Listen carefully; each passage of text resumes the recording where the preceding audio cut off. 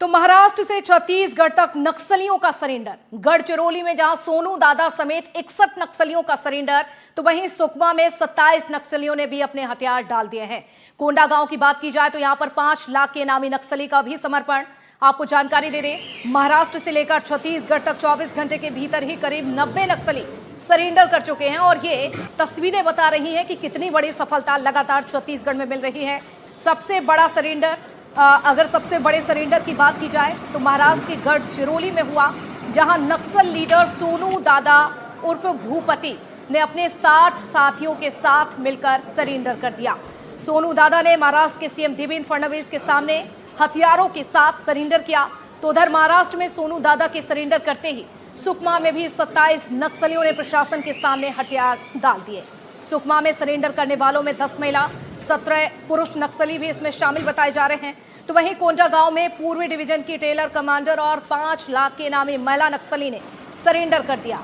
आपको जानकारी दे दें, महाराष्ट्र के गढ़चिरौली में जो सरेंडर हुआ है वो छत्तीसगढ़ के लिहाज से भी बेहद ही अहम है। तो इस वक्त की ये बड़ी खबर, कोंडा गांव में 5 लाख के इनामी नक्सली ने सरेंडर किया। महाराष्ट्र से लेकर छत्तीसगढ़ तक नक्सलियों की ओर से सरेंडर किया जा रहा है। 3 तस्वीरें आपकी टीवी स्क्रीन पर। पहली तस्वीर आप देखिए, जिस तरह से खुद सीएम के सामने, महाराष्ट्र के सीएम के सामने नक्सलियों ने आत्मसमर्पण किया। दूसरी तस्वीर भी आपको दिखा रहे हैं। दूसरी तस्वीर है कोंडा गांव की। कोंडा गांव में भी नक्सलियों ने समर्पण किया। 27 नक्सली, ये बड़ा आंकड़ा है। और ये तस्वीरें बता रही हैं कि जो डेडलाइन तय की गई थी, यानी कि मार्च 2026, उससे पहले छत्तीसगढ़ किस तरह से नक्सलवाद से मुक्त हो रहा है, ये तस्वीरें आप देख सकते हैं। तीसरी तस्वीर भी आपके सामने, तो तीसरी तस्वीर भी आप देखिए, सुकमा, कोंडा गांव, इसके साथ ही गढ़चिरौली में ये बड़ी सफलता मिली है। और ऐसे में नक्सली लगातार अब डरते हुए नजर आ रहे हैं। तो देश के सबसे खतरनाक नक्सलियों में शामिल, आपको जानकारी दे दें, मल्लोजुला वेणुगोपाल राव उर्फ भूपति, जिसने हथियार डाल दिए हैं। सालों तक लाल आतंक फैलाने वाले खूंखार नक्सली ने आखिरकार सरेंडर कर दिया है। भूपति ने अपने 60 से ज्यादा साथियों और उसके साथी हथियारों के साथ महाराष्ट्र के गढ़चिरौली में सीएम देवेंद्र फडणवीस के सामने ये सरेंडर किया।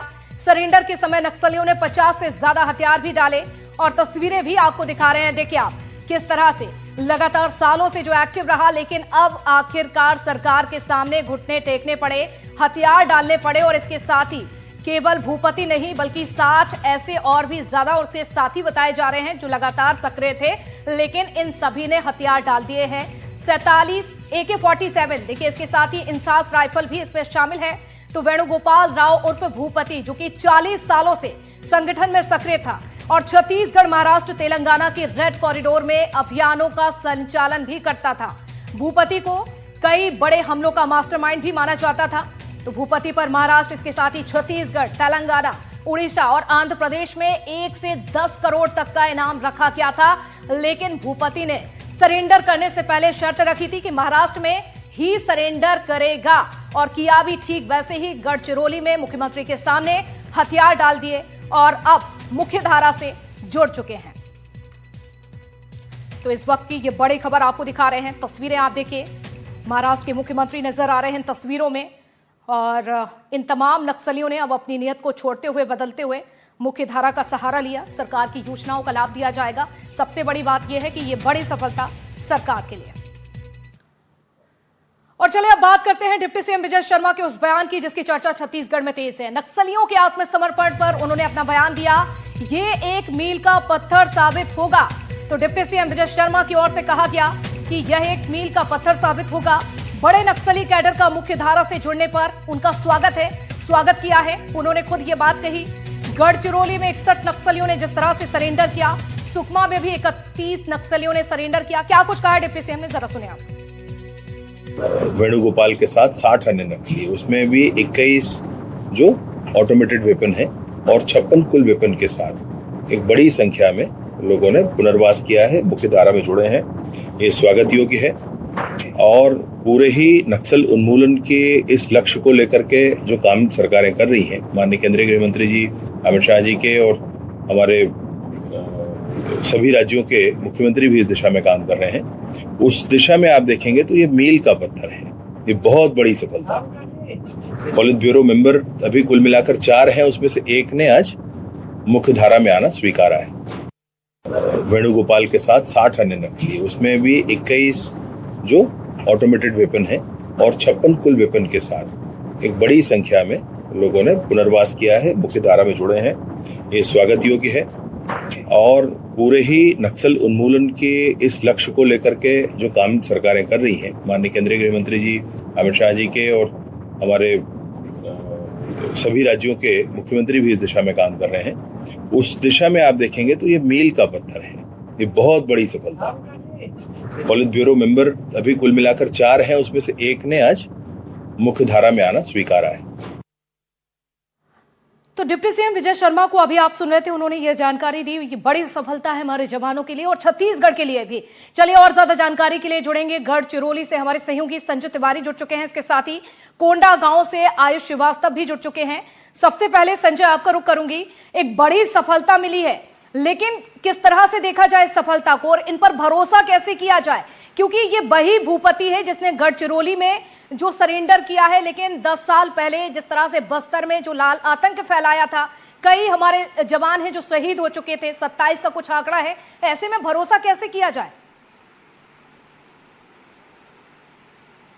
जी बिल्कुल, इस वक्त की सबसे बड़ी खबर पहले हमारे दर्शकों को बता दें, जो महाराष्ट्र और छत्तीसगढ़ के पुलिस के खुफिया सूत्रों से हमें प्राप्त हुई है और उन्होंने इस पर कहा है कि अगले कुछ दिनों में 150 से 200 नक्सली अगले कुछ दिनों में दिवाली तक आत्मसमर्पण कर सकते हैं। छत्तीसगढ़ में ये ज़्यादातर आत्मसमर्पण होंगे और इसी का कुछ अंदेशा था, इसलिए मुख्यमंत्री देवेंद्र फडणवीस ने आज गढ़चिरौली में अपने भाषण में और बाद में मीडिया से बात करते समय भी ये साफ कर दिया कि अगले कुछ दिनों में वाकई 150 से 200 जो माओवादी हैं वो आत्मसमर्पण कर सकते हैं। उन्होंने ये साफ तौर पर अपने भाषण में भी कहा और इसके पीछे जो जानकारी मिल रही है खुफिया सूत्रों के अनुसार, उसमें साफ दिख रहा है कि जिस तरह से ज़मीनी कार्रवाई हुई है, फिर वो इंद्रावती नेशनल पार्क हो, फिर वो आबूझमाड़ हो, जिस तरह से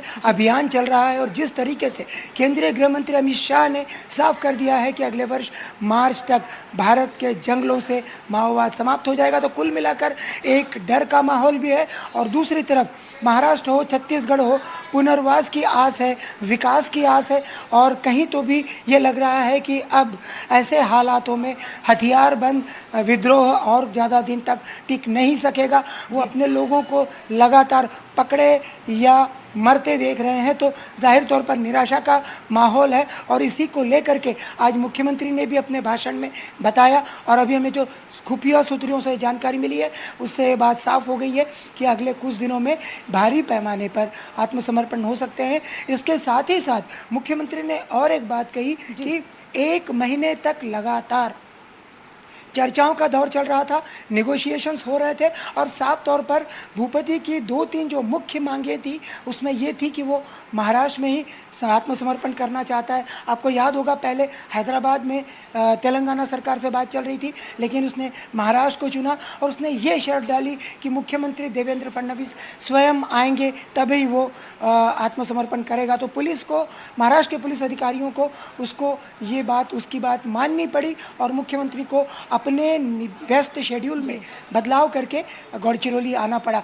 दूसरी बात जो इसमें अहम जो दिख रही है कि जैसे ही वो गढ़चिरौली पहुंचे थे उनकी पूछताछ शुरू हो गई थी, उनका इंट्रोगेशन एक लाइट तरीके से, हल्के तरीके से शुरू हो गया था, जो अब भी जारी है और जैसे जैसे जानकारी मिलेंगी वो केंद्रीय गृह मंत्रालय तक पहुंचाई दी जाएंगी, ऐसा मुख्यमंत्री ने स्वयं आज मीडिया के सामने बातचीत करते हुए कहा है। और उन्होंने ये भी कहा है कि महाराष्ट्र में संविधान का राज है, देश में संविधान का राज है और नक्सलियों को किसी बात की डरने की ज़रूरत नहीं है।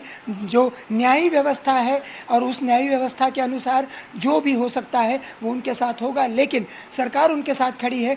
पुनर्वास की नीति आपको पता है महाराष्ट्र में सबसे बेहतर मानी जाती है, आवास भी दिया जाता है, नगद राशि भी, तो ये तमाम चीज़ें बिल्कुल संजय, और शायद यही वजह है कि महाराष्ट्र में जिस तरह से जो नीति है, जो योजनाएं हैं, और इसीलिए शायद भूपति ने यह शर्त रखी थी, महाराष्ट्र में सरेंडर करने की बात कही थी। नजर बनाकर रखिएगा आप। कोंडा गांव से हमारे सहयोगी आयुष भी जुड़े हुए हैं। आयुष, कोंडा गांव में भी एक बड़ी सफलता मिली है, लगातार हम देख रहे हैं लाल आतंक यहां पर भी सिमटता हुआ नजर आ रहा है। बड़ा आंकड़ा यहां से भी सामने आया है, नक्सलियों ने सरेंडर किया। क्या अभी और भी नक्सली ऐसे हैं जो कि मुख्य धारा से जुड़ सकते हैं, अपनी नीयत को बदल सकते हैं और सरेंडर कर सकते हैं? जी बता दें कि जिस तरीके से पूरे छत्तीसगढ़ में जब से गृह मंत्री अमित शाह जी ने कहा है कि अब हम बस्तर से हम नक्सलवाद समाप्त कर देंगे, उसके बाद छत्तीसगढ़ में लगातार जिस तरीके से नक्सल ऑपरेशन चल रहे, खासकर बस्तर में, बस्तर के वो अबूझमाड़ के इलाके में हो, चाहे बीजापुर के वो अंदरूनी इलाके में बात की जाए, चाहे दंतेवाड़ा, चाहे कोंडागांव के, जब लगातार नक्सल ऑपरेशन यहाँ पर चल रहे हैं तो काफी ज्यादा यहाँ पर नक्सली यहाँ पर सरेंडर करे। आप बीते 3 दिन का आंकड़ा देखा जाए तो बीते 3 दिन में कई ऐसे बड़े शीर्ष नेता जिन्होंने जो नक्सलवाद के जो शीर्ष नेता है उन्होंने यहाँ पर सरेंडर किया, और ये जो सरेंडर का आंकड़ा है ये लगातार बढ़ते यहाँ पर छत्तीसगढ़ में जा रहा है। क्योंकि जिस प्रकार से छत्तीसगढ़ के गृह मंत्री विजय शर्मा ने ये कहा था कि अगर नक्सली आत्मसमर्पण नहीं करेंगे तो उनको कहीं ना कहीं ये मरना यहाँ पर पड़ जाएगा। तो इस तरीके के लगातार बस्तर में कई बड़े नक्सली यहाँ पर मर चुके और कई बड़े नक्सली यहाँ पर आत्मसमर्पण यहाँ पर करते। आज वही चीज हुआ कि गीता उस कमली सलाम जिसको बताया जा रहा है 40 वर्ष की उम्र है, ये 2014 से लगातार नक्सलवाद में जुड़े हुए थे, जिसने आज यहाँ पर कोंडागांव के एसपी और कोंडागांव के डीएसपी के सामने यहाँ पर आत्मसमर्पण यहाँ पर किया हुआ है और उन्हें तुरंत नगद 50,000 की राशि दी गई और जो सरकार की यहाँ पर नक्सलियों के लिए जो योजना यहाँ पर बनाई गई थी उसका यहाँ पर उनको लाभ दिलाने की यहाँ पर एसपी द्वारा उनको कहा गया है। बिल्कुल आयुष, और ऐसे में ये बड़ी सफलता कह सकते हैं इसे। चलिए, आपका बहुत शुक्रिया तमाम जानकारी के लिए, जुड़ने के लिए शुक्रिया। इसके साथ ही संजय हमारे साथ जुड़े हुए थे। संजय, आपका भी शुक्रिया। लगातार छत्तीसगढ़ में लाल आतंक अब कमजोर होता हुआ नजर आ रहा है, सिमटता हुआ नजर आ रहा है। जिस तरह से जो डेडलाइन यानी कि मार्च 2026 तय की गई है, उससे पहले छत्तीसगढ़ में लाल आतंक पर सफाया भी किया जा रहा है। लगातार प्रशासन की ओर से, सरकार की ओर से प्रयास किया जा रहा है कि जो नक्सली यहां पर एक्टिव थे कैसे उसे खत्म किया जाए, और ये तमाम नक्सली जो लगातार एक्टिव थे मुख्य धारा से उन्हें जोड़ा जाए, और उसका असर भी हम देख रहे हैं। इसी के साथ बुलेटिन में फिलहाल इतना ही। खबरों का सिलसिला लगातार जारी रहेगा। नमस्कार।